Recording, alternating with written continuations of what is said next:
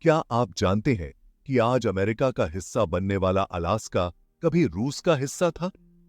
एक ऐसा सौदा जिसने इतिहास को बदल दिया और दो महाशक्तियों के बीच एक लंबे विवाद की नींव रखी।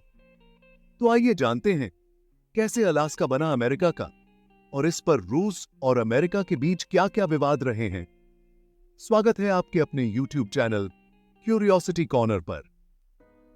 अलास्का का इतिहास शुरू होता है 18वीं शताब्दी के अंत में, जब रूस ने इस विशाल क्षेत्र पर अपना दावा किया। 1741 में रूसी खोजकर्ता विटस बेरिंग ने अलास्का की खोज की और यह क्षेत्र रूसी साम्राज्य का हिस्सा बन गया। इसके बाद कई दशकों तक रूस ने यहां व्यापारिक पोस्ट और बस्तियां स्थापित की, लेकिन 1860 के दशक में रूस आर्थिक और सैन्य रूप से कमजोर हो रहा था और उसे लगा कि अलास्का को बनाए रखना उनके लिए मुश्किल हो जाएगा। 1867 में रूस ने अलास्का को अमेरिका को बेचने का फैसला किया।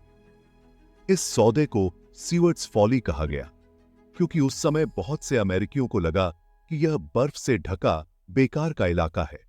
लेकिन अमेरिका ने इस क्षेत्र को $7.2 मिलियन में खरीद लिया। आज अलास्का अमेरिका का 49वां राज्य है, लेकिन उस समय यह केवल एक दूरस्थ बर्फीला क्षेत्र था। समय के साथ अलास्का की महत्ता बढ़ती गई। यह पता चला कि अलास्का केवल बर्फ और पहाड़ों का क्षेत्र नहीं, बल्कि तेल, गैस, सोना और अन्य खनिजों से भरपूर है। यह बात अमेरिका और रूस के बीच फिर से विवादों को जन्म देने वाली। रूस में कई लोग यह मानते हैं कि अलास्का का सौदा जल्दबाजी में किया गया था और रूस ने इसे सस्ते में बेच दिया। सोवियत संघ के समय जब अमेरिका और रूस के बीच तनाव बढ़ा, तब अलास्का एक महत्वपूर्ण रणनीतिक स्थान बन गया। अलास्का और रूस के पूर्वी तटों के बीच की दूरी मात्र 55 मील है और इसने दोनों देशों के बीच तनाव को और बढ़ा दिया। शीत युद्ध के दौरान अलास्का एक महत्वपूर्ण सैन्य बेस के रूप में उभरा। अमेरिका ने यहां कई एयरफोर्स बेस और मिसाइल डिफेंस सिस्टम तैनात किए। यह स्थान रूस के खिलाफ निगरानी और रणनीतिक रक्षा के लिए एक प्रमुख स्थान था। अलास्का से रूस पर नजर रखना आसान था और इसलिए यह क्षेत्र दोनों देशों के बीच विवाद और चिंता का विषय बना रहा। हालांकि उस समय दोनों देशों के बीच कोई प्रत्यक्ष संघर्ष नहीं हुआ, लेकिन अलास्का का सामरिक महत्व बहुत बढ़ गया। आज भी अलास्का का मुद्दा पूरी तरह से समाप्त नहीं हुआ है। रूस में कई लोग यह मानते हैं कि अलास्का की बिक्री रूस की एक बड़ी गलती थी और कुछ राष्ट्रवादी समूह अब भी इसे वापस पाने की मांग करते हैं। हालांकि यह मांग राजनीतिक रूप से गंभीर नहीं है, लेकिन यह दोनों देशों के रिश्तों में तनाव पैदा कर सकती है। हालांकि अमेरिका ने अलास्का को अपने भू राजनीतिक रणनीति का एक महत्वपूर्ण हिस्सा बना रखा है। यहां तेल और गैस के बड़े भंडार होने के कारण यह आर्थिक रूप से भी महत्वपूर्ण है। अलास्का का भविष्य अब भी अमेरिका और रूस के लिए रणनीतिक रूप से महत्वपूर्ण है।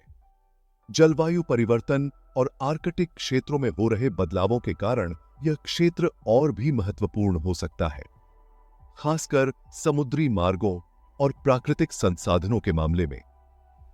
आर्कटिक में रूस और अमेरिका के बीच प्रतिस्पर्धा बढ़ती जा रही है और अलास्का इसका महत्वपूर्ण हिस्सा है।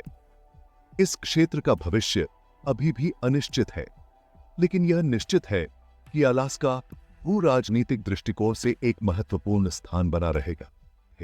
अलास्का केवल एक बर्फीला क्षेत्र नहीं, बल्कि एक भू राजनीतिक मंच है, जहां दो महाशक्तियां अमेरिका और रूस अपनी रणनीतियां बना रही हैं।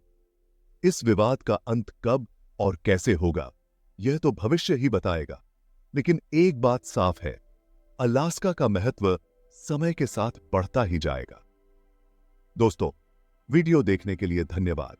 अगर आपको हमारा कंटेंट पसंद आया हो तो कृपया लाइक और सब्सक्राइब करना न भूलें। अपने विचार हमें कमेंट में बताएं और हमारे साथ जुड़े रहें। अगली बार फिर मिलेंगे, तब तक के लिए खुश रहें और सीखते रहें। नमस्ते।